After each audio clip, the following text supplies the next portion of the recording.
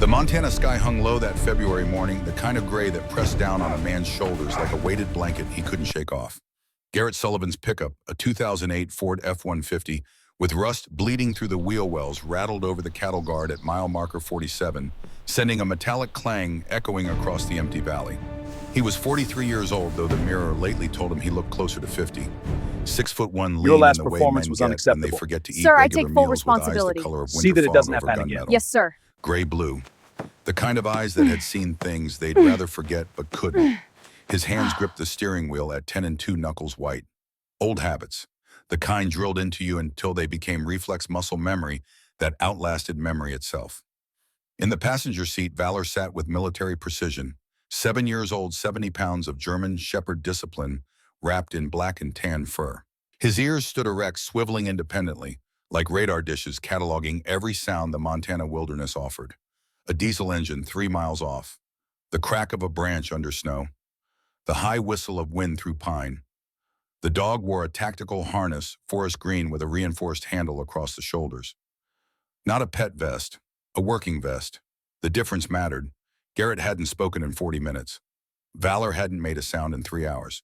That was their language, the comfortable silence of two soldiers who'd learned that words were often just noise that got people killed.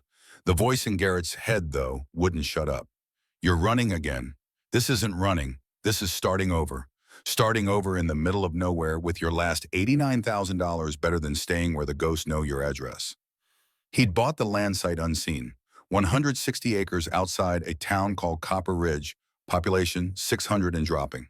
The realtor's photos showed pine forest, a creek, abundant wildlife, and spectacular mountain views.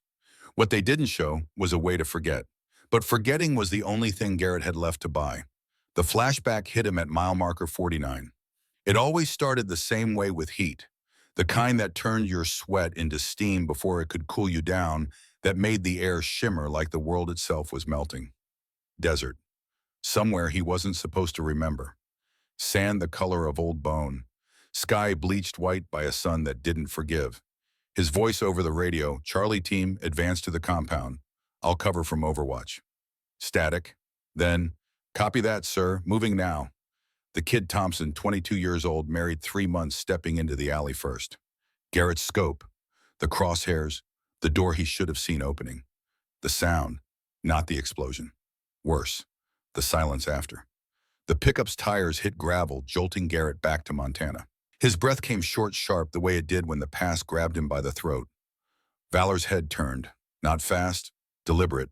The dog's gray-blue eyes, almost the same shade as Garrett's, locked onto his face. No whine, no nuzzle, just presence. Solid, real, anchoring. Garrett's right hand left the steering wheel, rested briefly on Valor's neck. The dog's pulse, steady and slow, beat against his palm. "I'm here," Garrett whispered, more to himself than the dog. "I'm here." Valor's tail tapped once against the seat. Acknowledgement. Then the dog returned his attention to the road ahead, ears forward on mission. They didn't talk about the bad days. They just survived them together.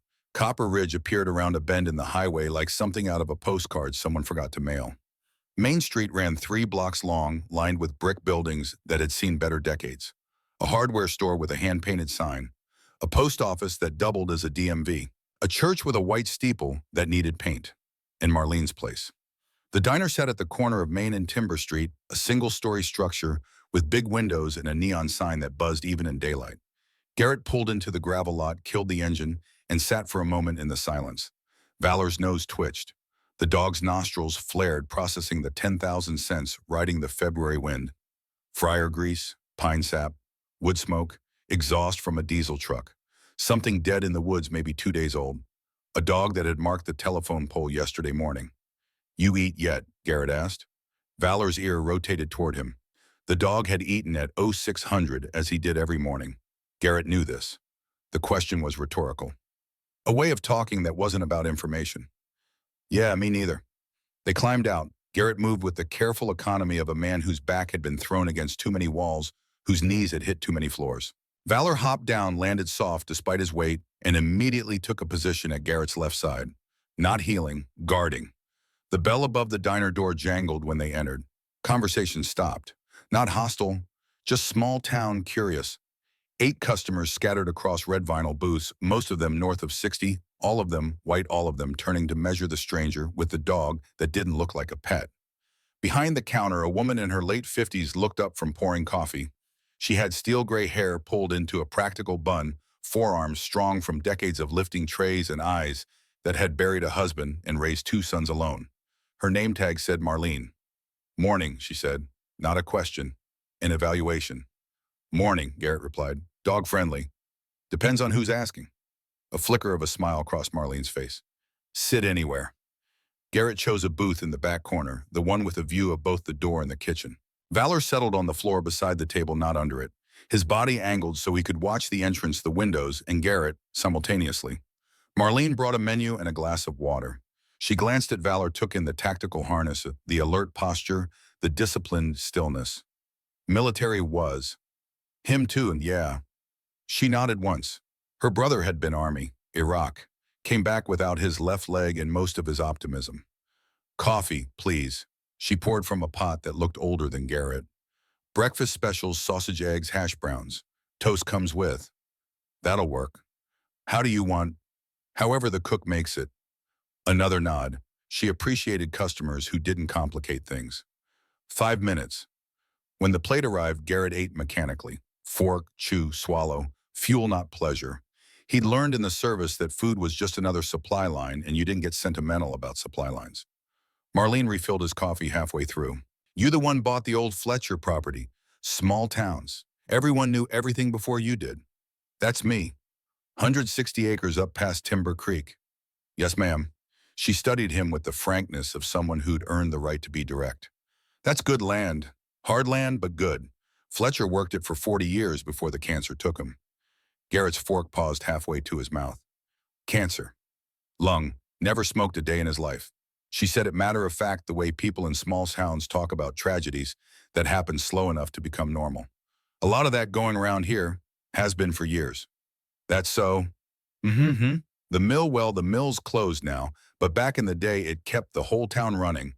Ashford Industries employed 300 people at its peak." She topped off his cup again. "Folks don't talk about it much, but we've had more cancer here than seems right, especially lung and liver." Garrett didn't respond, didn't need to. Marlene wasn't looking for a conversation, just stating facts the way you'd mention the weather. "Anyway," she continued, "welcome to Copper Ridge. Church is Sunday mornings if you're inclined. Hardware stores got most of what you'd need for fixing up the property, and if you need anything else, you just ask." "Appreciate it." She walked away, leaving Garrett with his cooling eggs and a piece of information he hadn't asked for. A lot of cancer. More than seems right. He filed it away. Not his problem. He was here to disappear, not to dig.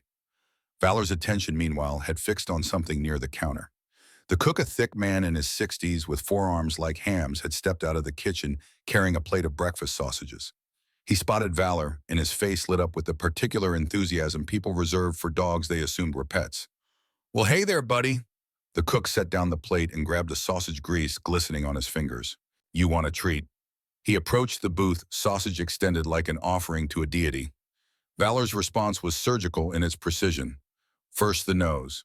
A single sniff, nostrils flaring just enough to process the scent profile. Pork, yes, but also nitrates, preservatives, fat content, approximately 60% cooked at insufficient temperature to kill trichinosis if present. Then the look. Valor's head tilted exactly 7 degrees to the left. His ears remained forward. His eyes, those gray-blue mirrors of Garrett's own, fixed on the sausage with an expression that could only be described as professional judgment. The dog's gaze slowly lifted from the sausage to the cook's face. Then, with the dignity of a general declining a bribe, Valor turned his head away. Not quickly, deliberately, a conscious choice to reject the offering. The cook stood frozen, sausage still, extended confusion spreading across his face like a stain. Garrett bit the inside of his cheek to keep from smiling. First time in 3 months he'd felt the urge. The cook lowered the sausage. "I've never had a dog turn down food before." "He's particular," Garrett said. "I can see that." The cook retreated to the kitchen, wounded pride trailing behind him like smoke. Marlene watched the whole exchange from behind the counter. When she caught Garrett's eyes, she was grinning. "Your dog just insulted Frank's cooking." "Frank's feelings going to recover." Eventually, but he's going to talk about this for weeks. She shook her head, still smiling. That's a good dog you got there. Best one I know. Where'd you serve? The question wasn't nosy, it was the small town equivalent of a handshake. Here and there. Navy, yeah, she didn't press. In towns like Copper Ridge, you learn to read what people didn't say. The way Garrett's jaw tightened when she asked. The flatness in his voice. The scars you couldn't see but knew were there. Well, she said, you need anything, you let me know. And tell your dog Frank's feelings bruise easy, but he'll survive. Garrett paid in cash, left a $20 tip on a $12 meal, and walked out into the cold February morning. Behind him through the diner window, 8 pairs of eyes watched him go. The property sat 7 miles north of town, accessible by a Forest Service road that hadn't been maintained since the Bush administration. Garrett's pickup bounced over potholes the size of laundry baskets as pine branches scraping the roof like skeletal fingers. The trees here grew thick and old, ponderosa and lodgepole, their trunks black with age and fire scars. Snow clung to the shadows where sunlight couldn't reach, dirty gray and stubborn. When the road finally ended, Garrett parked and climbed out. 160 acres. His now. Every pine, every stone, every shadow. It didn't feel like freedom. It felt like exile. But exile was safer than the alternative. He'd brought supplies in the truck bed, a tent, sleeping bag, propane stove, camp chair, MREs. Enough to survive until he could figure out what came next. Maybe build a cabin. Maybe just stay in the tent until the cold killed him or the past stopped chasing. Whichever came first. Valor hopped out and immediately began a perimeter sweep. Not running, working, nose to the ground, then to the air, cataloging everything that had passed through this space in the last 48 hours. Deer, elk, coyote, a black bear, possibly female, heading toward hibernation sleep. Human scent, old at least 3 weeks. The dog moved in expanding circles, professional and thorough. Garrett started setting up the tent. He'd done this 1,000 times. More. In deserts and jungles and mountains across 3 continents. Pitched tents in sandstorms and monsoons and under enemy fire. This should have been easy. It wasn't. The poles didn't want to connect. The fabric twisted wrong. The stakes refused to bite into the frozen ground. By the time he finished, the tent sagged to the left like a drunk leaning on a lamppost. Garrett stepped back, hands on his hips, staring at his work. It was objectively the worst tent setup he'd executed in 20 years of military service. Behind him, Valor had completed his perimeter sweep and returned. The dog sat at attention, head cocked exactly 7 degrees to the left, studying the crooked tent with an expression that somehow conveyed both concern and judgment. Their eyes met. Valor's head tilted another degree. His ears, perfect triangles of fur and cartilage, rotated slightly forward. His tail remained still. The message was clear, really. This is what we're working with. Garrett felt a laugh building in his chest. Not a big one, just a quiet acknowledgement of absurdity. Yeah, I know. Don't look at me like that. Valor blinked, slowly. The canine equivalent of a disappointed sigh. It'll hold. The dog's expression suggested otherwise. We've slept in worse. Valor walked to the tent entrance, sniffed once, then deliberately walked away and lay down under a nearby pine tree. The rejection was complete. This time Garrett did laugh. Just a short bark of sound, but real. The first genuine laugh in longer than he could remember. All right, you made your point. He spent the next 30 minutes repitching the tent properly the way he should have done the first time. When he finished, it stood square and tight, ready for whatever weather Montana wanted to throw at it. Valor observed from his position under the pine, but offered no comment. Approval in the dog's world was silent. The sun was dropping behind the western ridge when Valor's behavior changed. Garrett had been splitting firewood, therapeutic, repetitive work that didn't require thinking, when he noticed the dog had gone still. Not relaxed still, alert still. Valor stood facing north body, rigid ears, forward tail low and motionless. Garrett set down the axe. What is it? The dog didn't turn. His focus remained locked on something in the forest, something Garrett couldn't see yet. Then Valor moved. Not fast. Purposeful. He walked into the tree line, glancing back once to make sure Garrett understood. Follow me. Garrett followed. They moved through the pines in silence, Valor leading Garrett's hand, instinctively checking for a sidearm that wasn't there anymore. The forest floor was soft with pine needles muffling their footsteps. Somewhere overhead, a raven called out, harsh and judgmental. After 200 yards, Valor stopped. Ahead through the trees, Garrett saw it. At first, his brain tried to make sense of the shape. A building, maybe? An old cabin? No, it was a train. A diesel locomotive, Northern Pacific Railroad markings faded but visible on the side, sitting in the middle of the forest like it had grown there. Rust bled from every rivet. Moss covered the roof. Pine saplings had sprouted through gaps in the frame. But that wasn't the strange part. The strange part was that there were no tracks, no rails, no railroad bed, no gravel ballast, nothing. Just a train 3 miles from the nearest existing track sitting in the woods like a monument to a question no one had asked. Garrett stepped closer. His boots crunched on dead pine needles. His breath fogged in the cold air. The locomotive was old, judging by the design, probably 1970s, maybe early 80s, the kind they used for freight back when railroads still meant something in Montana. The paint had peeled away in sheets, revealing bare metal underneath. The windows were intact but filthy, clouded with decades of grime. On the side, barely visible under the rust and moss, words had been stenciled. Northern Pacific Railroad decommissioned 1989, 1989. 37 years ago. How the hell does a train end up 3 miles from the nearest track? Valor approached the locomotive with the same caution he'd use approaching a potential IED. Nose working, body low, every sense engaged. He circled the engine once, twice, then sat facing the cargo door and looked back at Garrett. The message was clear. We need to go inside. Garrett studied the door, heavy steel designed to keep people out. The lock was a massive thing, industrial grade, rusted, but still intact. Someone had wanted whatever was inside to stay inside.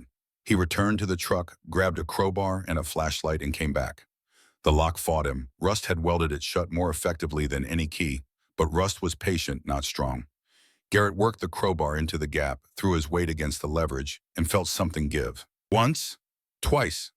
On the third try, the lock shattered with a sound like a gunshot. The door swung open on hinges that screamed in protest. Darkness spilled out.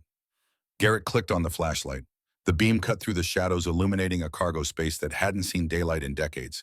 And there in the center of the train car, waiting like a secret that had been holding its breath for 37 years, was a footlocker. Military grade, olive drab, the kind issued to officers. Stenciled on the lid in faded white letters, Lieutenant Colonel W. Bishop, U.S. Navy Special Warfare Group. Garrett's blood turned to ice water. He knew that name. Lieutenant Colonel Warren Bishop, his commanding officer. The man who'd trained him, deployed with him, trusted him. The man who died in Kandahar in 2004, 22 years ago. Garrett stepped into the train car. The floor groaned under his weight, but held. Dust motes danced in the flashlight beam like tiny ghosts. The air smelled of rust, decay, and something else. Something chemical that shouldn't be there. Valor followed him inside, staying close. The dog's hackles were up now, a ridge of fur standing along his spine. He didn't growl, didn't need to. His body language said everything. This place is wrong. Garrett knelt beside the footlocker, his hands steady under fire, steady through 3 deployments, steady through things that would break. Most men trembled. The latches were unlocked. He lifted the lid. Inside, organized with military precision, were items that told a story Garrett didn't want to read. A folded Army field jacket, name tape still visible. Bishop. A Timex wristwatch stopped at 347. A deck of playing cards, the ace of spades on top. Dog tags on a ball chain. Bishop warranty OPOS, Navy. And beneath those items, files. Manila folders, dozens of them, stacked with the kind of care that suggested they mattered more than life itself. Garrett pulled out the first folder. It was a geological survey map. Copper Ridge and surrounding area. But someone Bishop presumably had marked it up with red pen. Circles, arrows. Notes in the margins. Arsenic levels 40 times EP. A limit, 1985. Groundwater contamination confirmed.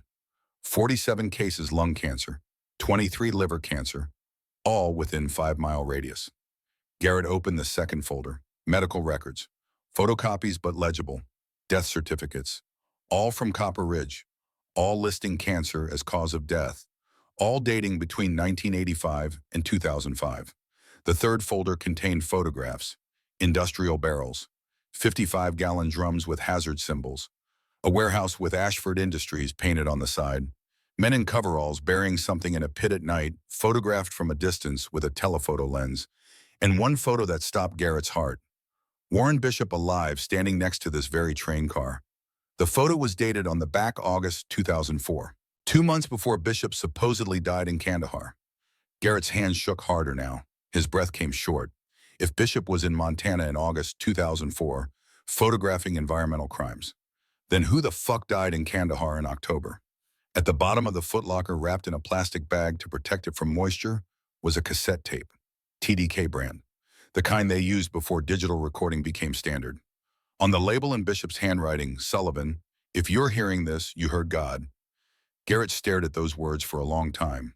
Sullivan, his name. Not whoever finds this. Not to whom it may concern.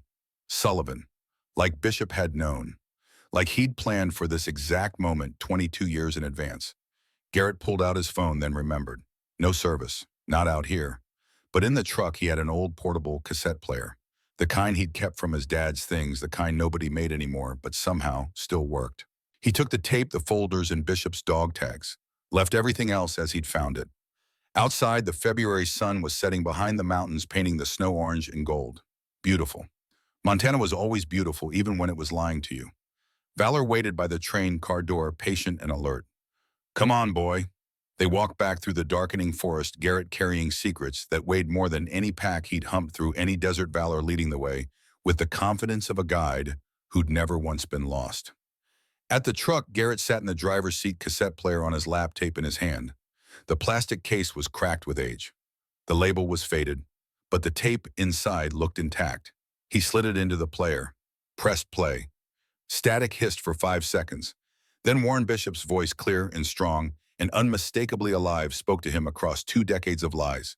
Garrett, if you're hearing this recording, it means 2 things. First, I'm dead. Really dead this time, not the fake death they sold to everyone back in 2004. Second, it means you're exactly where I knew you'd be, Copper Ridge, Montana, standing in front of a train that shouldn't exist, holding evidence of crimes that never happened. A pause. The sound of Bishop taking a breath. I found something, son. Something Ashford Industries buried in the 1980s. Literally buried. 200,000 gallons of toxic waste in unlined pits less than a mile from the town's water supply. I documented everything. Photos, medical records, geological surveys, everything you need to prove they poisoned an entire town for profit. Another pause. Longer this time. I was going to blow the whistle. Contact the EPA, the FBI, anyone who'd listen. But before I could, they found out. Ashford has connections, Garrett, the kind that make people disappear. So I disappeared first, faked my death, hid the evidence, and waited. I've been living under different names for 20 years now, moving every few months, waiting for the right person to find what I left behind. And I knew it would be you, Garrett, because I know you. I know you blame yourself for Thompson's death. I know you've been running from that guilt ever since, and I know you'll end up in Montana trying to disappear. But here's the thing about running, son. Sometimes God puts something in your path that you can't run from, something that matters more than your pain. And when he does, you have a choice. You can keep running, or you can stay and do what's right. If you're listening to this, Valor refused to let you leave. That dog knows what I know. You're not a man who runs when it matters. You made one mistake. Thompson's death wasn't your fault, but you carry it anyway. Fine, carry it into something that saves lives instead of destroys them. In this footlocker, you'll find everything you need to prove Ashford Industries committed environmental crimes that killed 47 people and counting. Take it to the EPA, the FBI, the press, anyone who will listen. Finish what I started. And Garrett, when you face that choice between the easy road and the right road, remember what I taught you. The only thing necessary for evil to triumph is for good men to do nothing. Don't do nothing. Bishop out. The tape hissed into silence. Garrett sat in the truck cab, staring through the windshield at a Montana sky turning purple with dusk. His hands had stopped shaking. His breath had steadied. And for the first time in 3 years, the voice in his head, the one that told him he was broken, that he deserved exile, that running was the only option left, went quiet. In its place, something else. Something he hadn't felt since Thompson died. Purpose. Beside him, Valor sat perfectly still, watching him with those gray-blue eyes that saw everything. The dog hadn't moved, hadn't whined, hadn't begged.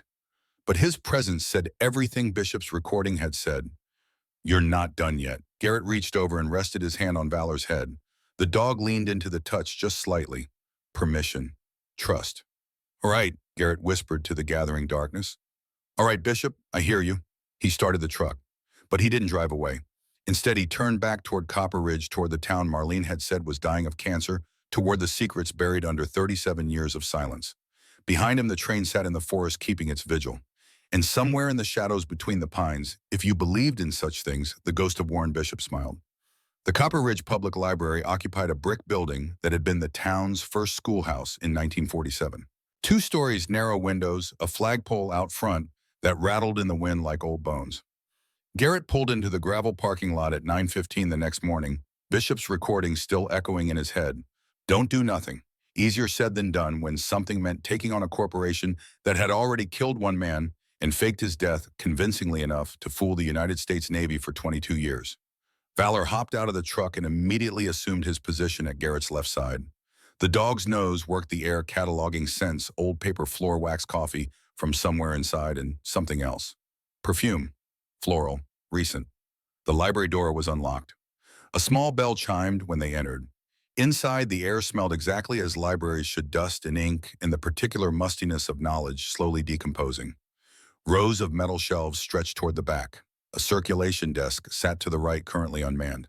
Fluorescent lights hummed overhead with the persistence of insects. "Hello," Garrett called out.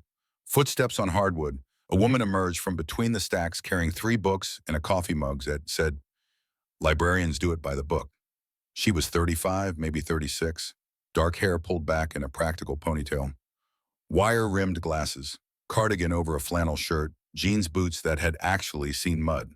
The kind of woman who looked like she'd grown up here and never found a good enough reason to leave. Her eyes went to Valor first, everyone's did, then to Garrett. "Morning," she said, not unfriendly, just evaluating. "Can I help you?" "Hope so. I'm looking for information on local history, specifically industrial history." "That's specific." She set the books on the circulation desk. "I'm Rebecca Thornton, head librarian, which sounds more impressive than it is since I'm the only librarian." Garrett Sullivan. "The one who bought Fletcher's land." "Small towns."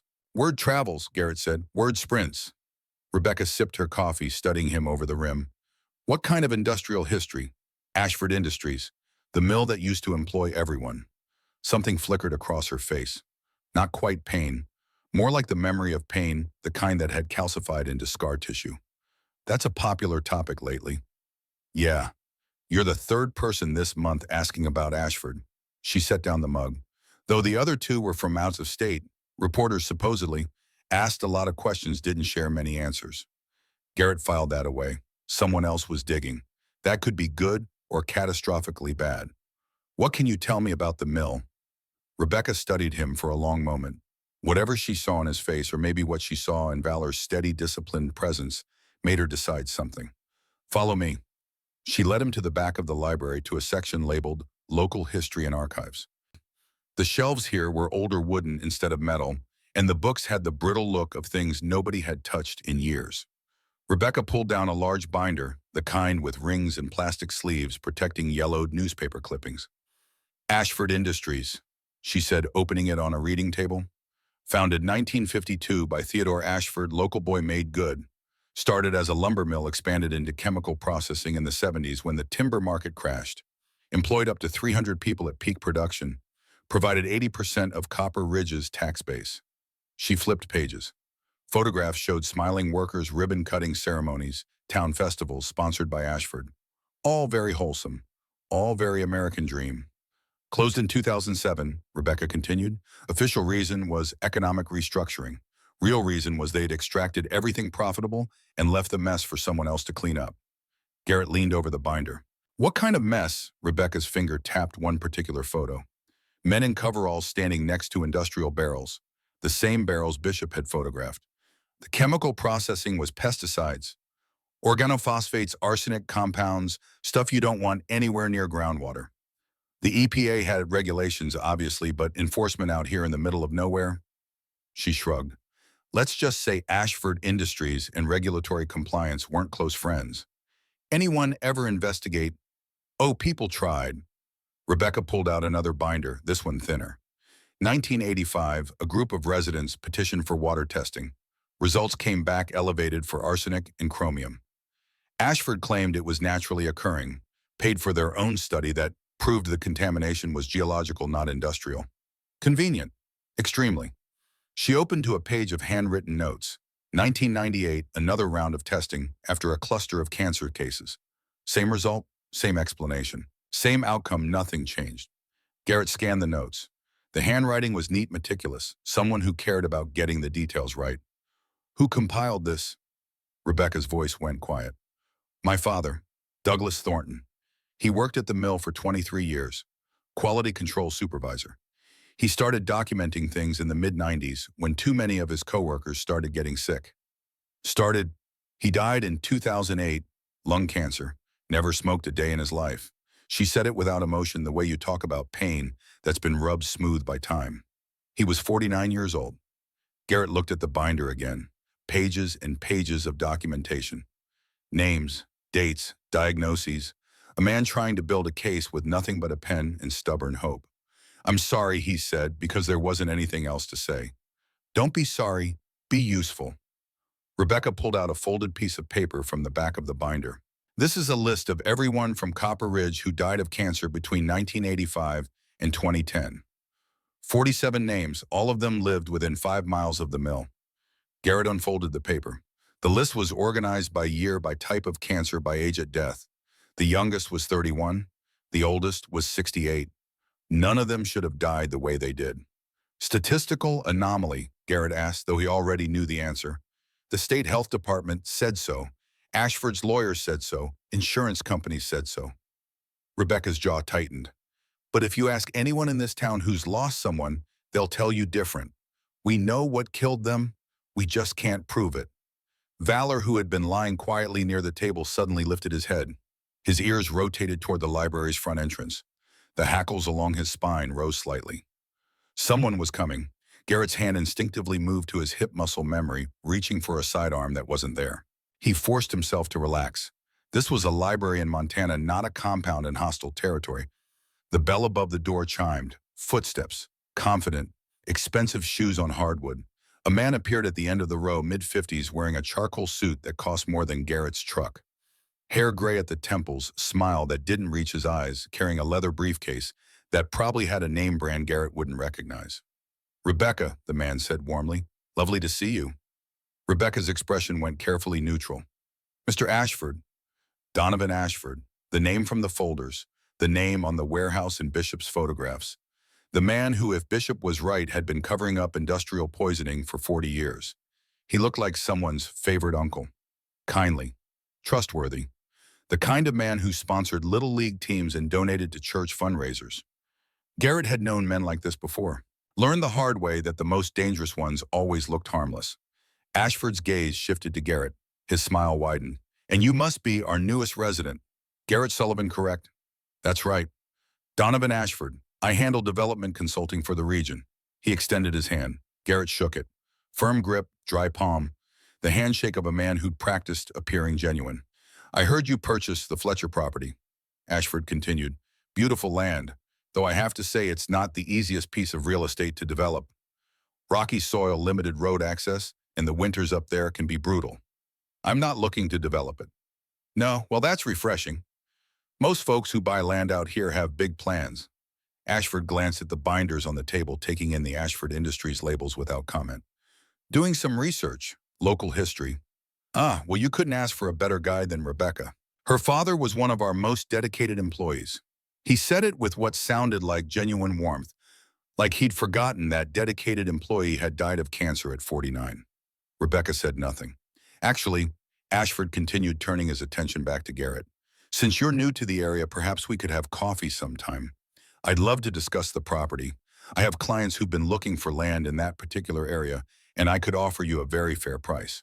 Double what you paid, in fact. $180,000 for land Garrett bought at $89,000. A $91,000 profit for doing absolutely nothing except leaving. That's generous, Garrett said carefully. I believe in taking care of our community. Copper Ridge has been good to the Ashford family for 3 generations.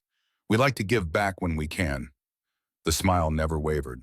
Think it over. No pressure, but the offer stands. He reached into his briefcase and pulled out a business card. Embossed, heavy stock, the kind of card that costs 4 cents each instead of 2. My personal number. Call anytime. Garrett took the card.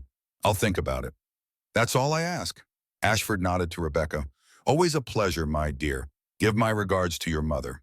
He walked out, expensive shoes clicking on hardwood leaving behind the faint scent of cologne and something else Garrett couldn't quite name. Not threat exactly, just the presence of power, the kind that didn't need to announce itself. The bell chimed. The library fell silent. Rebecca let out a breath she'd been holding. That was unusually direct. He does that often. Show up and make offers.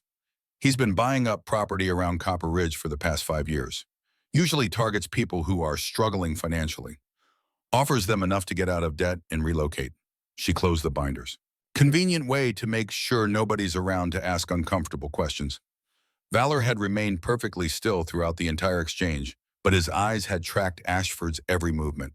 Now the dog rose and walked to the library entrance, nose working the floor where the man had stood. The hackles were still up. Your dog doesn't like him, Rebecca observed. Valor doesn't like anyone, but he really doesn't like him. Smart dog. Garrett pulled out his phone, pretended to check messages he knew wouldn't be there, then said carefully, "You mentioned 2 reporters asking about Ashford Industries. They find anything useful? If they did, they didn't share it." Rebecca studied him with the same evaluating look from earlier. "Why are you really asking about all this, Mr. Sullivan?" Garrett. Garrett then, why? He could lie, should lie. The smart play was to thank her for the information, walk away, hand everything to the FBI, and let professionals handle it. But Bishop's voice was still in his head, and the list of 47 names was still on the table. And Rebecca Thornton was standing there looking at him like she'd been waiting years for someone to finally ask the right questions. "I found something," Garrett said, "on my property. Evidence that suggests Ashford Industries buried toxic waste in unlined pits in the 80s. 200,000 gallons less than a mile from the town's water supply." Rebecca's face went very still. "What kind of evidence?" "Documents, photographs, geological surveys, medical records, everything needed to prove contamination." "Where did you get this?" "Can't tell you that yet, but it's real, and it's detailed. Someone spent years documenting everything." Rebecca sat down slowly like her legs had stopped working. "My father," she whispered. "He always said someone would find it eventually. Said the truth couldn't stay buried forever."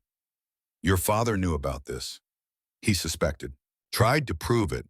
But he didn't have resources, didn't have money for independent testing, didn't have lawyers." She looked up at Garrett. "And then he got sick and didn't have time." Garrett pulled out his phone again, this time opening the photos he'd taken of Bishop's documents. He showed her the geological survey with the red annotations. Rebecca's hand went to her mouth.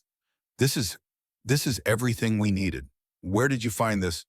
"The train," Garrett said, "the one in the forest on my property." "There's a train on your property.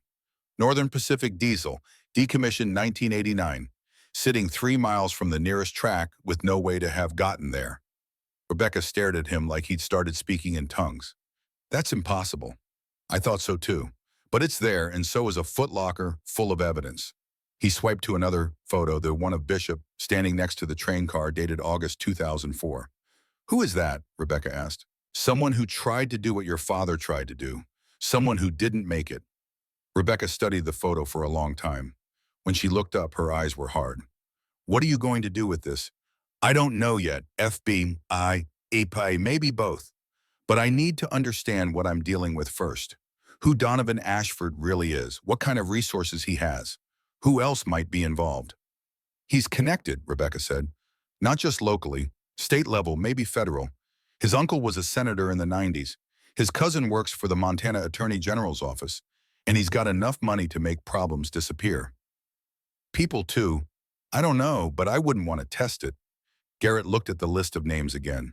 47 people, 47 families, 47 funerals where someone like Donovan Ashford probably sent flowers and spoke about tragedy while knowing exactly what had caused it. "I need copies of everything you have," he said. "Your father's notes, the water testing results, the list of names, all of it." "Why, Mom?" "Because if I'm going to take this to federal authorities, I need more than one man's documentation. I need corroboration, independent sources, a pattern they can't dismiss." Rebecca nodded slowly. "I can make copies. But Garrett, be careful. My father tried to expose this and he ended up dead. The man you won't tell me about tried, and apparently he ended up dead too. Ashford doesn't lose. Everyone loses eventually. Maybe, but he's been winning for 40 years. Valor's head suddenly snapped toward the window. His body went rigid, ears forward, staring at something in the parking lot. Garrett moved to the window. A black Mercury Grand Marquis sat 3 spaces away from his truck. 2 men in the front seat, both watching the library. Not hiding, just observing. "Friends of yours?" Rebecca asked. Never seen them before. But he'd seen the type. Security, private contractors. The kind of muscle that corporate money bought when it needed problems handled quietly. "Looks like Ashford wants to make sure I think about his offer," Garrett said. "Or make sure you don't think about anything else." Garrett pulled out his phone and snapped a photo of the sedan, zoomed in on the license plate. Montana tags. He'd run them later, though he suspected they'd come back registered to an LLC with a P.O. box address. "I should go," he said. "The longer I stay, the more attention this draws." Rebecca was already gathering the binders. "Give me your email. I'll scan everything and send it tonight." They exchanged information. Garrett headed for the door, Valor at his side. "Mr. Sullivan," Rebecca called after him. He turned. "Thank you," she said quietly, "for not running. A lot of people would have sold that land and left." "Day's not over yet." "No, but you're still here." Outside, the February sun had broken through the clouds, turning the snow on the distant peaks brilliant white. The kind of beautiful that made you forget Montana could kill you if you let your guard down. Garrett walked to his truck, aware of the Mercury's occupants tracking his movement. He didn't look at them directly, didn't acknowledge them, just climbed in, started the engine, and drove away like he had nothing to hide. In his rearview mirror, the sedan pulled out and followed. Not close, professional distance, maybe 3 cars back. Valor watched them through the rear window, silent and evaluating. "Yeah," Garrett said. "I see them too." He drove back toward his property, the Mercury following for the first 2 miles before peeling off at a crossroads and disappearing down a service road. Message delivered, message received. "We're watching. We know where you live. We know what you're doing." Garrett's jaw tightened. Back at the campsite, he spent the afternoon organizing Bishop's documents, photographing every page, creating backups, uploading encrypted files to a cloud server. The kind of digital redundancy that meant if something happened to the physical evidence, the information would survive. The kind of preparation you made when you knew someone might try to make sure evidence disappeared. At 4:30, his phone buzzed. Unknown number. He almost didn't answer, but curiosity or maybe instinct made him pick up. "Mr. Sullivan." A voice, male, electronically distorted, the kind of filter that turned human speech into something mechanical and cold. "Who is this? A friend. Someone who wants to help you make the right decision. I'm not interested in. The train on your property contains materials that don't belong to you. Materials that certain parties would very much like to recover. If you cooperate, there's a considerable sum of money available. If you don't cooperate," the voice trailed off. The threat hung in the silence. "If I don't cooperate, what?" Garrett asked. "Montana is beautiful but dangerous, Mr. Sullivan. Accidents happen. People get lost in the wilderness. Forest fires start. It would be tragic if something happened to you, or to that loyal dog of yours." The line went dead. Garrett stared at his phone. They'd threatened Valor, threatened his dog. Something cold and surgical clicked into place in Garrett's mind. The part of him that had learned to operate in hostile territory. The part that didn't negotiate with threats. He looked at Valor, who was lying near the tent watching him with those gray-blue eyes that missed nothing. "They just made a mistake," Garrett said quietly. The dog's tail thumped once. Agreement. At 6 o'clock, Garrett's phone rang again. This time a number he recognized. Marlene's place. "Garrett," Marlene's voice tight with urgency. "You need to get to town, now." "What happened?" "There's a boy missing. Liam O'Connor, 9 years old, went hiking with his older brother this afternoon near the old Ashford mine. Brother came back. Liam didn't." Garrett was already moving, grabbing his pack, his flashlight checking Valor's tactical harness. "How long's he been gone?"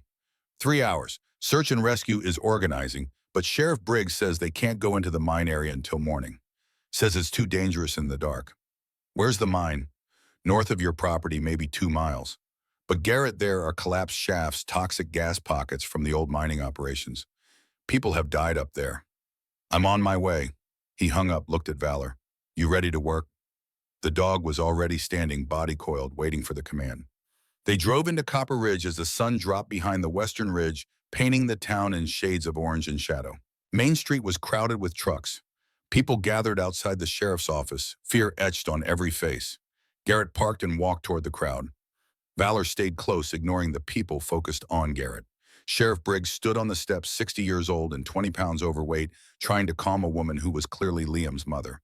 Tears streaked her face. Her hands shook. Ma'am, I understand, but we cannot send people into that mine complex in the dark. It's suicide.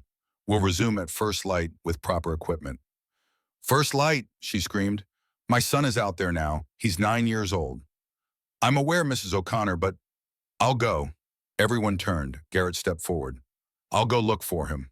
Sheriff Briggs' expression hardened. Mr. Sullivan, I appreciate the offer, but this isn't some kind of movie. That mine is a death trap. Unstable shafts, arsenic gas pits that drop 40 feet with no warning. I've worked in worse conditions. Yeah, with all due respect, you're not a trained search and rescue professional. No, but I'm a trained Navy SEAL with a K-9 who's worked search operations in 3 combat zones, and that boy doesn't have until morning. The crowd went quiet. Mrs. O'Connor grabbed Garrett's arm. Please, please find my son. Sheriff Briggs studied Garrett for a long moment. Whatever he saw in Garrett's eyes, the steadiness, the certainty, the complete absence of doubt made him sigh. Against my better judgment, the sheriff said. But if you die up there, I'm not sending more people to recover your body. Fair enough. Garrett turned to leave, but Valor didn't follow. The dog sat on the sidewalk, looking back toward the truck. Garrett frowned. Valor, come. The dog didn't move it from him. Valor, still nothing. The dog just sat there staring at the truck, then at Garrett, then back at the truck. What is it, boy? Valor stood, walked to the truck, then walked back to Garrett. Repeated the action 3 times. And then Garrett understood. The dog wasn't refusing to go. He was refusing to let Garrett go alone without preparation. You're right, Garrett said quietly. We need gear. He opened the truck bed, pulled out the pack he'd assembled earlier. Rope, first aid kit, emergency blanket, water, energy bars, headlamp, chemical light sticks. Only then did Valor relax. Only then did the dog's tail wag once. Message delivered. Now we're ready. They headed north into the darkening forest toward a mine that had been abandoned for 40 years and a boy who had maybe hours left. Behind them, the crowd watched until they disappeared into the trees. And somewhere in that same darkness, Bishop's ghost walked beside them, whispering the words that had brought Garrett here, don't do nothing. The forest at night was a different world. The pines became black pillars against a darker sky, their branches interlocking overhead like the ribs of some enormous beast. Garrett's headlamp cut a narrow tunnel through the darkness, illuminating 10 feet of forest floor. Pine needles, exposed roots. Stones that could turn an ankle if you weren't careful. Valor moved ahead, nose to the ground, working a scent trail invisible to human senses. The dog's training had never faded. 4 years since they'd left the service, and he still moved like the professional he'd been bred and trained to be. They'd been walking for 40 minutes when Valor stopped, his head lifted, ears forward, body absolutely still. Garrett killed his headlamp, let his eyes adjust to the ambient moonlight filtering through the canopy. Listened. At first nothing, just wind through pine branches. The distant call of an owl, his own heartbeat steady and controlled. Then he heard it, faint, barely audible, crying, a child trying to be brave failing. Valor's tail moved once. Confirmation. The dog had found him. They moved forward carefully. The ground here was treacherous, pocked with depressions that could be shadow or could be mine shafts hidden under 40 years of pine needles and decay. One wrong step and you'd drop into darkness that might not have a bottom. The crying grew louder. Garrett clicked his headlamp back on. The beam caught something 30 feet ahead, a pit maybe 15 feet across, edges ragged with collapsed earth. And at the bottom, barely visible in the shadows, a small figure. Liam. The crying stopped. A face looked up, pale and streaked with dirt and tears. Hello. Liam O'Connor. Yes, I'm Liam. Are you here to get me? Garrett approached the edge, carefully testing each step. The pit was deeper than he'd thought, 20 feet, maybe 25. Steep sides, mostly rock and hard clay. No easy way down without equipment or rope. He unshouldered his pack, pulled out the climbing rope he'd thrown in at the last minute. 60 feet of kern mantle rated for climbing. Old habit. Always carry more rope than you think you'll need. Liam, are you hurt? My ankle, I think it's broken, and my arm hurts really bad. Okay, I'm going to come down and get you. Can you stay calm for me? I'll try. The boy's voice was shaking but controlled. Good kid, trying to be brave. Garrett secured one end of the rope around a thick pine trunk, tested the knot twice, then looked at Valor. Stay. Guard. The dog sat assuming watch position at the pit's edge, His job now was to make sure nothing approached while Garrett was vulnerable. The descent was slow. The walls were loose, sending small avalanches of dirt and stone rattling down with each foothold. Garrett's shoulders screamed from supporting his weight, old injuries reminding him he wasn't 25 anymore. But he'd done harder rappels under enemy fire. This was just physics and pain. He reached the bottom. The pit floor was cluttered with debris, rotted timber from old mine supports, rusted metal, and something that made his stomach tighten. Industrial barrels. 55-gallon drums corroded and leaking with faded hazard symbols barely visible on their sides. The same symbols from Bishop's photographs. This wasn't a natural pit. This was a dump site. Liam sat against the far wall, cradling his left arm. The boy was small for 9, red hair plastered to his forehead, with sweat despite the cold freckles standing out against skin gone pale with shock. Garrett knelt beside him. "I'm Garrett. I'm going to get you out of here, but I need to check your injuries first." "Okay. Okay." He ran through a quick field assessment. The ankle was swollen, possibly fractured. The arm had an ugly bruise forming, but no obvious deformity. Likely a deep contusion, maybe a hairline fracture. Painful but survivable. What worried him more was the boy's breathing. Shallow, rapid, and the smell in the pit, chemical acrid, burning the back of Garrett's throat. The barrels were leaking. Had been for years, probably decades. And whatever was inside them was turning the air toxic. They needed to get out. Now. "Liam, I'm going to carry you up. It's going to hurt your arm and ankle, and I'm sorry about that. But we can't stay down here. Understand?"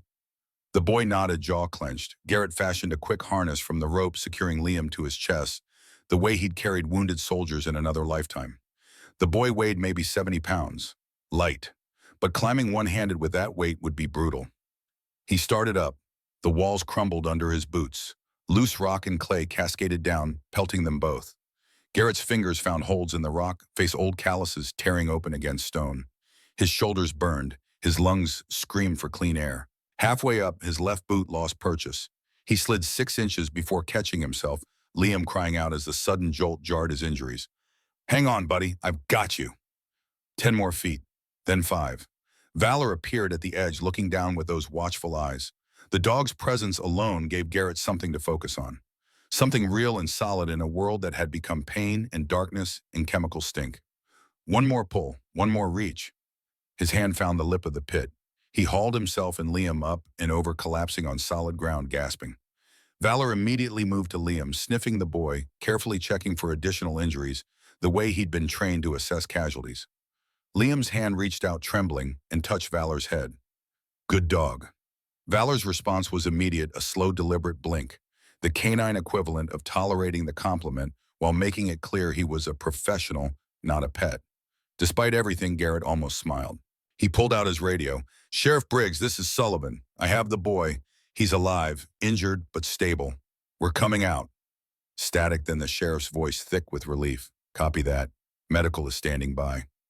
Garrett fashioned a splint for Liam's ankle using branches and spare rope, then lifted the boy onto his back. Lighter than a full pack, easier than carrying wounded through hostile territory. But his body remembered. The old injury in his lower back flared. The scar tissue in his right shoulder pulled tight. He was 43 years old, not 23, and his body wouldn't let him forget. They started back toward Town Valor, ranging ahead, checking the path, making sure it was safe. Step by step, he pushed forward. Long, painful minutes where Garrett's legs threatened to give out, where Liam whimpered despite trying to be brave, where the February night pressed down with cold that bit through clothing and settled into bones. But they walked. One step, then another. The way you survived anything by refusing to stop moving forward. The lights of Copper Ridge appeared through the trees like a miracle. Mrs. O'Connor's scream when she saw them was pure relief. She ran forward, tears streaming, pulling her son into her arms with the desperate strength of someone who thought they'd lost everything. The crowd erupted in applause. Garrett stood apart, suddenly exhausted, feeling the adrenaline drain away and leave only pain in its wake. Sheriff Briggs approached, hand extended. "That was either very brave or very stupid, Mr. Sullivan." "Probably both. Either way, you saved that boy's life." The sheriff's grip was firm, genuine. "Thank you. Don't thank me. Thank him." Garrett nodded toward Valor, who sat calmly beside him, ignoring the attention professional to the end. Marlene pushed through the crowd, carrying 2 steaming cups of coffee. She pressed one into Garrett's hands. "You look like you could use this." "I could use about 10 of these. I'll keep them coming." She glanced at Valor. And I owe your friend here the finest steak I can cook. On the house. Forever. For the first time since entering the forest, Valor's tail wagged. Once. Acknowledgement. Garrett was about to respond when his phone buzzed. Text message. Unknown number. He opened it. A single photograph. His truck parked outside the library earlier that day. Taken from a distance, probably telephoto lens. Below it, 3 words leave Copper Ridge. He showed it to the sheriff. Briggs's face hardened. That a threat? Seems like it. You want to file a report? Garrett thought about it. Thought about what filing a report would do, create a paper trail, draw attention, potentially warn whoever sent the message that he was taking them seriously. Not yet, he said. Your call. But Mr. Sullivan, be careful. We've had people go missing around here. People who asked too many questions about things powerful folks didn't want asked about. Like who? The sheriff looked around, lowered his voice. You know there was an environmental activist came through here in 2004. Name was something Bishop, I think. Asked a lot of questions about the old mill. Then one day he just disappeared. Left his motel room, left his car, left everything. Never seen again. Garrett's blood went cold. What happened to him? Official story, probably got lost hiking and died of exposure. His body never turned up. But that happens in Montana. Wilderness swallows people whole sometimes. Briggs paused. Unofficial story. He was getting too close to something Ashford Industries didn't want known. And nobody investigated. Investigated what man disappeared. No crime scene, no witnesses, no body. Just another tragedy in a town that's seen too many. Garrett looked down at his phone at the threat still glowing on the screen. They'd killed Bishop. Or made him disappear so convincingly it amounted to the same thing. And now they were warning Garrett he could be next. He should leave. Take the smart play. Hand everything to the FBI and get the hell out of Montana before he ended up another unsolved disappearance. But when he looked up, he saw Mrs. O'Connor holding. Liam saw Rebecca Thornton standing at the edge of the crowd watching him, saw Marlene with her coffee pot and her determination to feed everyone who needed feeding, saw a town that had been poisoned and lied to for 40 years. And he thought about Thompson. About the kid who died because Garrett made the wrong call. About all the calls he'd made, since that were about running, about hiding, about choosing safety over what was right. Valor pressed against his leg. Solid, real, anchoring. I'm not going anywhere, Garrett said quietly. The sheriff nodded slowly. Then watch your back, because they're watching you. That night, Garrett drove back to his property with Valor in the passenger seat. The truck's headlights carved tunnels through darkness, illuminating trees and shadows in the road that led nowhere except deeper into the Montana wilderness. He should sleep. His body screamed for it. But sleep felt like surrender. Instead, he parked at his campsite, built a fire, and sat reviewing everything he'd learned. Bishop's documents, Rebecca's father's notes, the list of names, the photographs, 40 years of evidence that proved Ashford Industries had poisoned an entire town. And now, with Liam's rescue, he had something else. Physical proof the industrial barrels in the pit, still there, still leaking, still contaminating groundwater. He pulled out his phone, started composing an email to the FBI field office in Helena. Attached photographs, attached scanned documents, wrote a detailed summary of everything he'd found. His finger hovered over the send button. Once he sent this, there was no going back.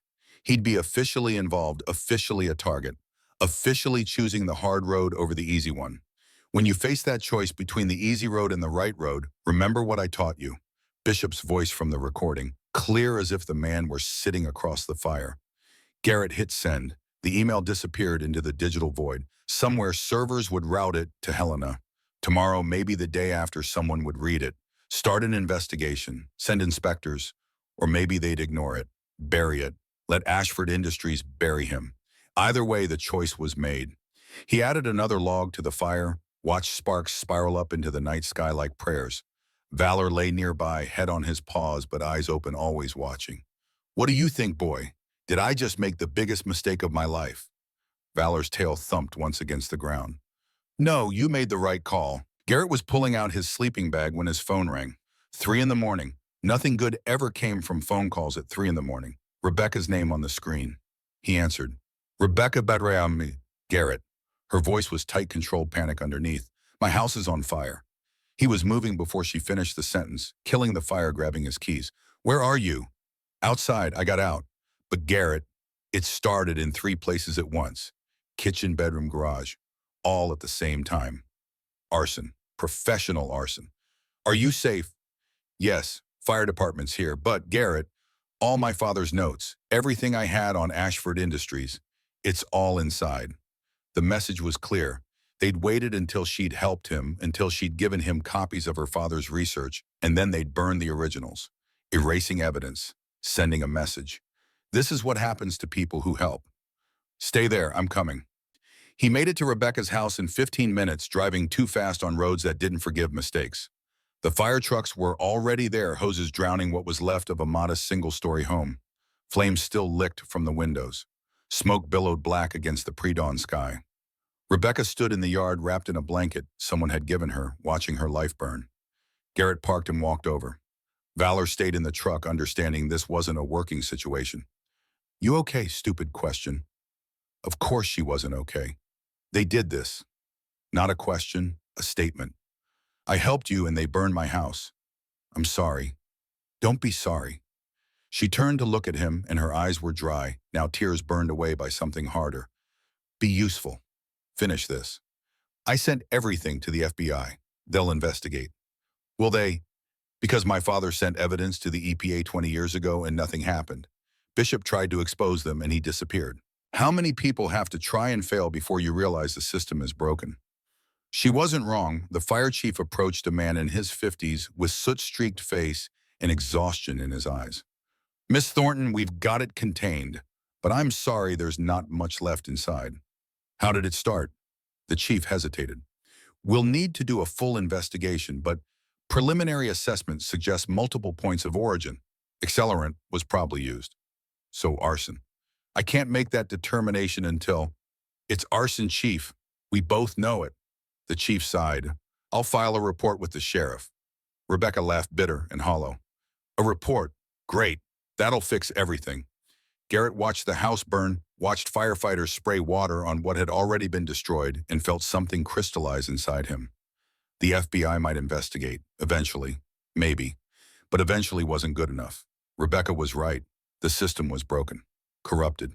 Bought and paid for by people like Donovan Ashford, who'd learned that money and connections could make evidence disappear and witnesses shut up. Bishop had trusted the system, tried to work within it, ended up dead or disappeared. Rebecca's father had trusted the system, ended up dying of cancer while his documentation burned to ash. How many more people would trust the system and end up destroyed? Where are you going to stay? Garrett asked. I don't know, motel, I guess. Or maybe I'll just leave. Copper Ridge doesn't want people who ask questions. Don't leave. She looked at him surprised. Why not? Because they want you to leave. They want everyone who knows the truth to run or hide or disappear. That's how they win. So would I stay and wait for them to burn me next time? Garrett didn't have an answer for that. Because she was right to be scared. Because staying was dangerous. Because the smart play was running. But running meant they'd already won. His phone buzzed. Text message. Sheriff Briggs, fire at Thornton House. Also reports of brush fire starting north of town. High winds pushing it south. Evacuation advisory for northern residences. Garrett looked up at the sky. The wind had picked up, pushing smoke from Rebecca's house toward the south. And in the distance beyond the ridge, a faint orange glow that hadn't been there an hour ago. They're burning the evidence, he said quietly. What? The mine, the pit where I found Liam, the barrels. They're burning it all. Rebecca's eyes widened. A forest fire? They'd risk burning down the whole town just to destroy evidence. If the evidence could destroy them, yeah, they would. His phone rang. Marlene. Garrett, where are you? Rebecca's house. Why? And you need to get out of there. The fire's spreading fast, winds pushing it straight toward town. Sheriff's calling for evacuation of everything north of Timber Street. How bad? Bad enough that they're talking about losing half the town if it jumps the fire break. Garrett looked at Rebecca. You have a car. It was in the garage. Then you're riding with me. Now. They ran to his truck. Valor had already sensed something wrong, standing alert in the passenger seat, nose pressed to the window. Garrett started the engine, pulled onto Main Street. All around them, people were evacuating. Cars loaded with possessions, families stumbling out of houses, confusion and fear spreading faster than the fire itself. And then Garrett saw something that made his blood freeze. Valor wasn't looking at the fire. The dog was staring north toward Garrett's property, toward the forest. Body rigid, hackles raised, every muscle coiled. What is it, boy? Valor barked. Sharp, Urgent. The bark that meant danger moved now. Then the dog jumped out the window. Valor. But the dog was already running not away from the fire but toward it, toward the forest, toward something only he could sense. Garrett grabbed his pack and ran after him. Rebecca shouted behind him, "Garrett, what are you doing? Stay in town, get to safety." He didn't wait for her response, just ran following Valor's dark shape through the smoke-filled darkness into the forest that was starting to burn.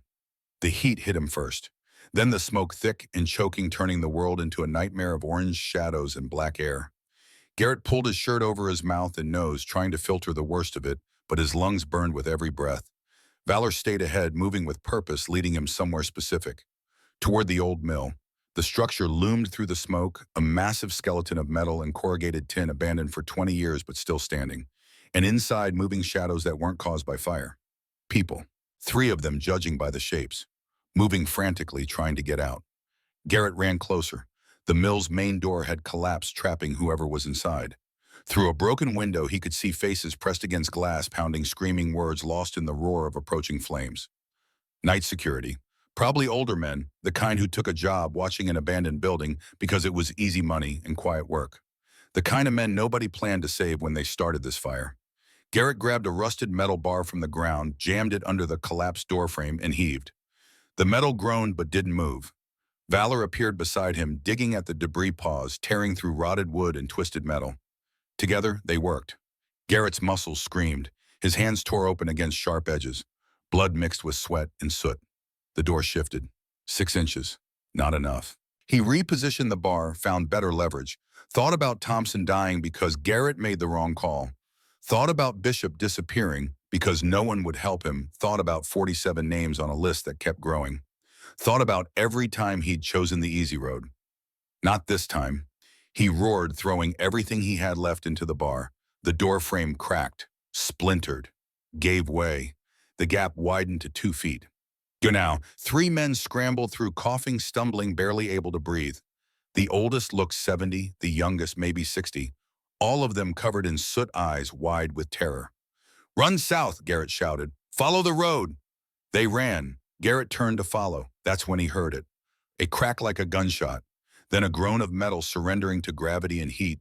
The roof beam, coming down, right toward him. Garrett's brain had time to process it. 300 pounds of steel and wood moving fast, going to hit him in the next half second. Not enough time to move. But Valor moved. The dog slammed into Garrett's legs with the full force of 70 pounds of muscle and momentum, knocking him sideways. The beam fell where Garrett had been standing and caught Valor instead. The dog's yelp cut through every other sound, the fire, the wind, Garrett's own scream. Valor went down, pinned under the beam, hind leg crushed beneath metal and wood. No, Garrett grabbed the beam. Impossible weight, impossible angle, but nothing was impossible when it was Valor. He lifted, muscles tearing, back screaming, something in his shoulder popping loose. The beam rose 6 inches. "Move, boy, move." Valor tried, dragged himself forward with his front legs, hind legs useless, whimpering with pain, but still trying, still fighting. The beam came down again as Garrett's strength failed, but Valor was clear. Garrett collapsed beside him, hands shaking, vision blurring. He felt the dog's ribs, his legs checking for injuries through the smoke and darkness and terror. The left hind leg was bad, bone broken, maybe shattered, blood matting the fur.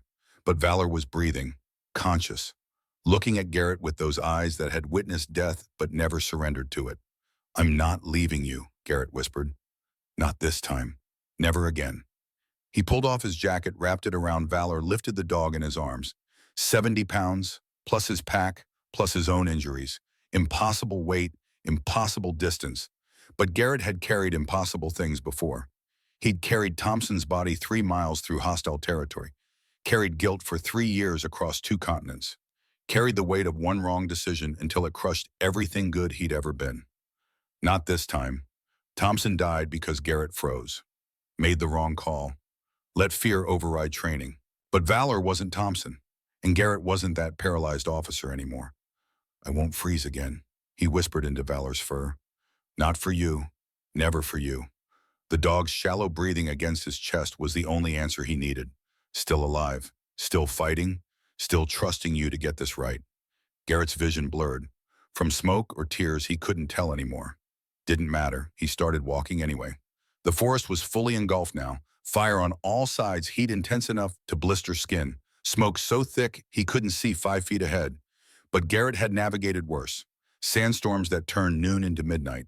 Jungle so dense you couldn't see sky. This was just another hostile environment. Just another mission. Walk forward. Don't stop. Step by step he pushed forward.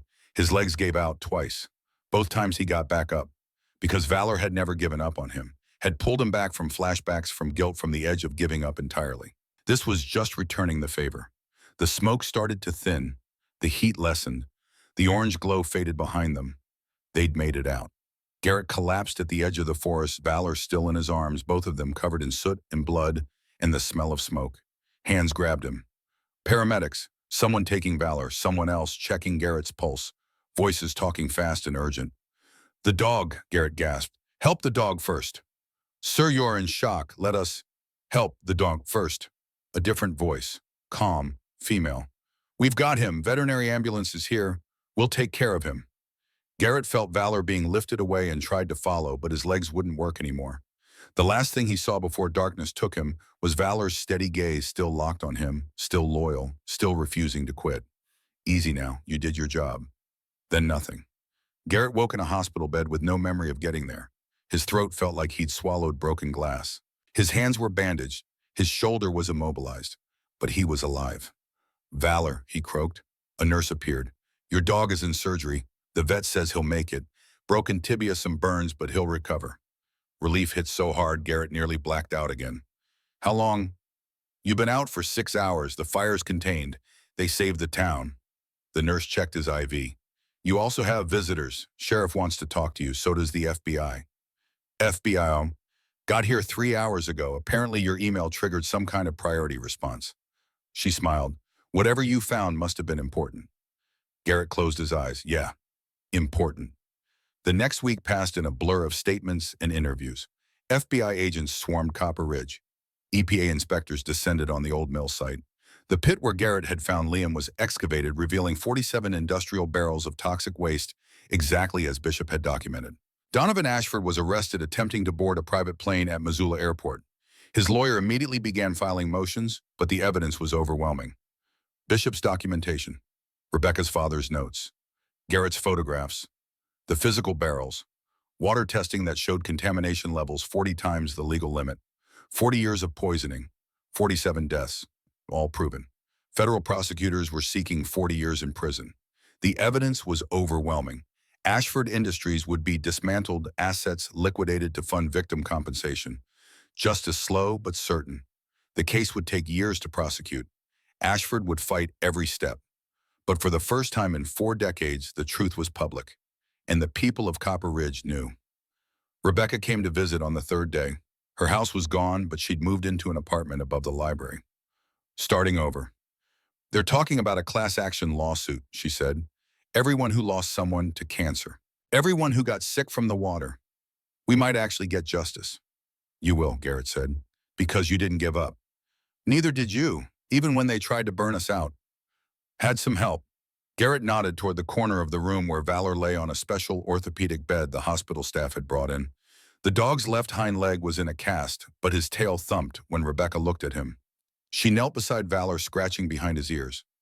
Thank you for not letting him run. Valor's tail thumped harder. The day Garrett was discharged from the hospital, half of Copper Ridge showed up. Marlene brought enough food to feed 20 people. Mrs. O'Connor brought Liam, whose broken ankle was healing well, whose nightmares were fading, whose mother couldn't stop crying grateful tears. You saved my son, she said for the 10th time. How do I ever repay that? You don't, Garrett said. You just raise him right. Teach him to help people who need it. Liam, shy but determined, approached Valor's bed. The dog watched the boy with calm patience. Can I pet him? Liam asked. Garrett nodded. The boy's small hand rested on Valor's head. Thank you for finding me. You're the best dog in the whole world. Valor's tail thumped. Twice. High praise. Sheriff Briggs came by too off duty, bringing a handmade wooden plaque. Copper Ridge Honorary Deputy Garrett Sullivan and K-9 Valor for service above and beyond. It's not official, Briggs said gruffly. But it's real. Garrett shook his hand. It's enough. Rebecca stayed after everyone else left. She pulled a folder from her bag. My father kept a journal. I found it in a fireproof safe he'd hidden in his workshop. She opened it to the last page. This is what he wrote 3 days before he died. Garrett read, "You're reading this, I'm gone, but the truth isn't. Someone will find it. Someone brave enough to finish what I started. Tell them thank you. Tell them it mattered." Garrett's throat tightened. He knew. He always knew. Just like Bishop. Rebecca smiled through tears. They're both proud of you. I'm sure of it. I'm not a hero. No, you're something better. You're someone who stayed. 2 weeks after the fire, Garrett received a certified letter at the hospital. The return address read, Whitaker and Associates Estate Law, Helena, Montana. He opened it with one hand, the other still bandaged. Inside was a single sheet of letterhead and a cashier's check that made his breath catch. $340,000. The letter was brief. Dear Mr. Sullivan, I represent the estate of Warren Thomas Bishop, deceased.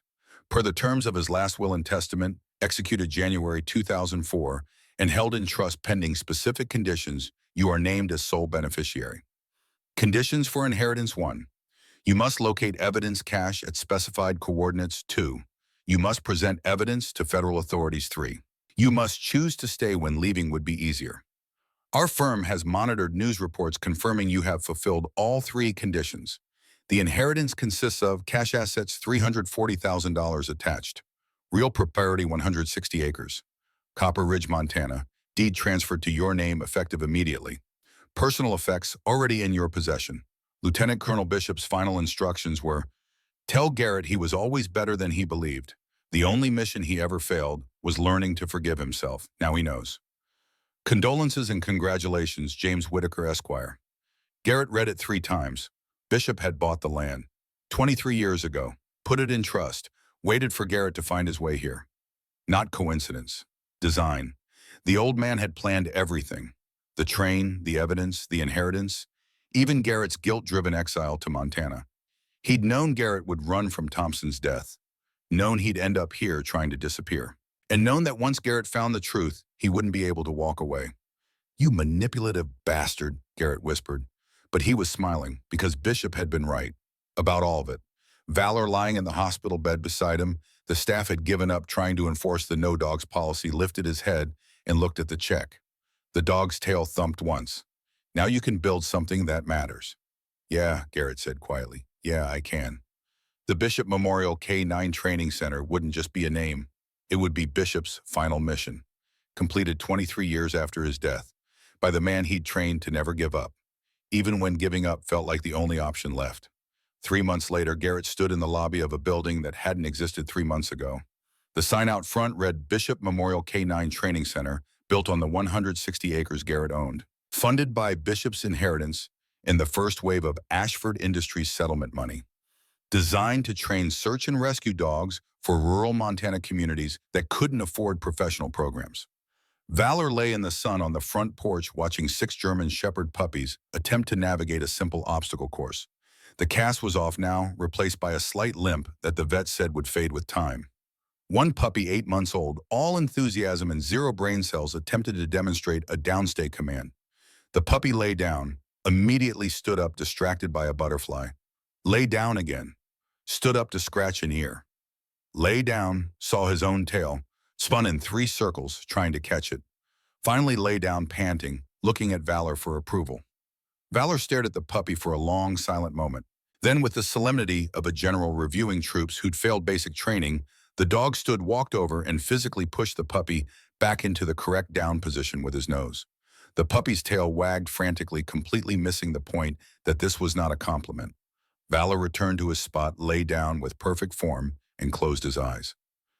The clear message: this is how professionals do it. Watch and learn, though I have severe doubts about your learning capacity. Garrett, watching from the porch, laughed so hard he nearly spilled his coffee. Rebecca, standing beside him, grinned.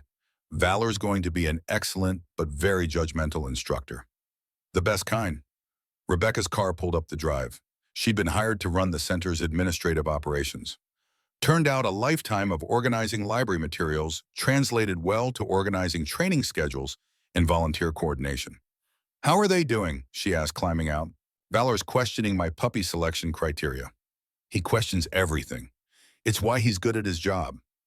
They walked to the edge of the property where you could see the forest stretching to the mountains, where the train still sat hidden among the pines, where Bishop's ghost had finally been laid to rest. You could have taken Ashford's money, Rebecca said. Could have sold this land for double and left. Why didn't you? Garrett thought about it, about Thompson, about Bishop, about 47 names on a list, about all the times he'd run from pain instead of staying to face it. Because Valor wouldn't let me. That's simple. That's simple. She smiled. For what it's worth, I'm glad you stayed. Me too.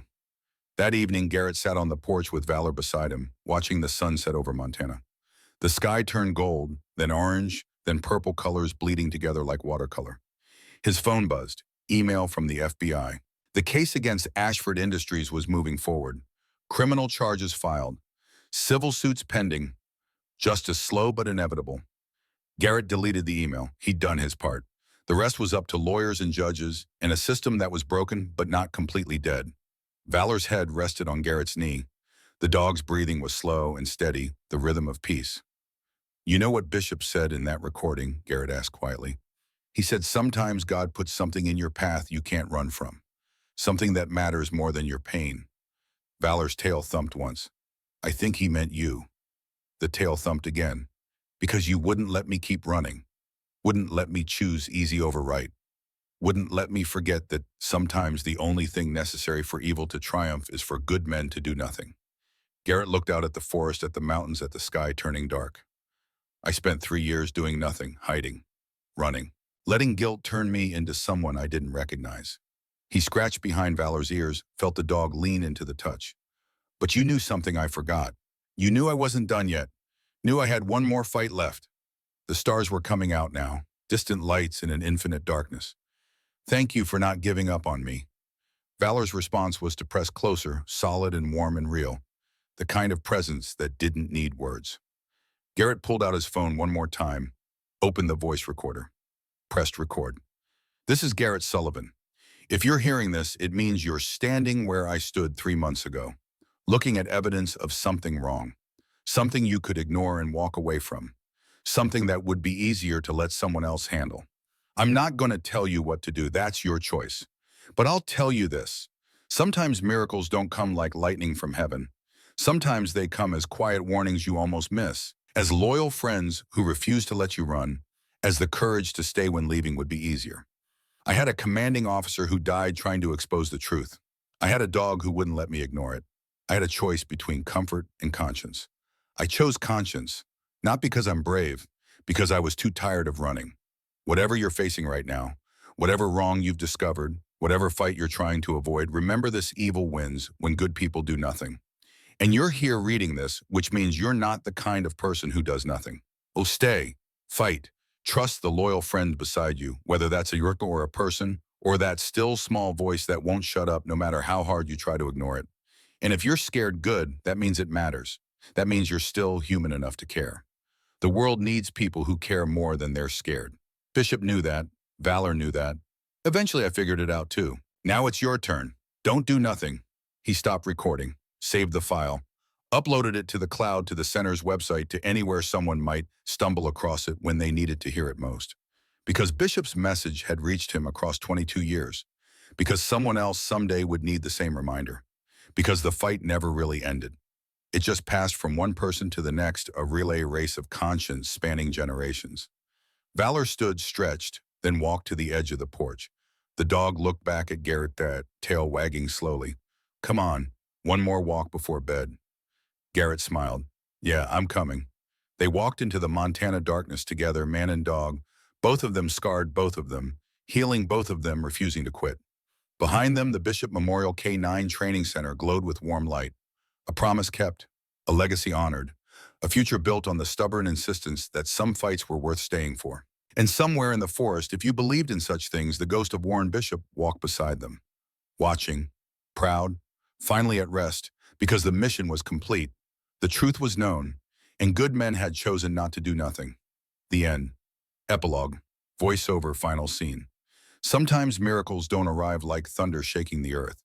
Sometimes they arrive as gentle warnings we almost miss, as loyal companions who refuse to let us run from what matters, as the courage to stay when every instinct screams to leave. Lieutenant Colonel Warren Bishop knew the truth could save lives. But truth needs protectors, brave souls willing to carry it forward when others fall. Rebecca's father knew. He documented crimes until cancer silenced him. Bishop knew.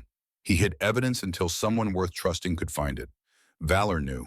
He refused to leave when leaving made sense. And Garrett Sullivan, a man running from guilt, from pain, from the weight of one wrong decision, learned what they all knew. Sometimes God doesn't change our circumstances to make them easier. He places the right companion beside us and waits to see if we have the courage to listen. In this story, a dog refused to abandon a mission his handler didn't know he needed to complete. In your life, that companion might be different. A friend who won't let you quit. A conviction that won't stay silent. A still small voice that calls you towards something bigger than your fear. The question isn't whether you'll face that choice. The question is whether you'll honor it. Today, someone needs you to stay, to fight, to choose conscience over comfort. Not because it's easy, because it's right. And because loyal hearts, whether human or canine, always choose to stay. If this story reached you, share it with someone who needs to hear it. Comment below. What moment in this story will stay with you? Subscribe for more stories about loyalty, faith, and the redemption found when we stop running from who we're meant to be. May God bless you and keep you. May He guide your steps beyond your fear, and may He place loyal companions on your path when you need them most. Amen.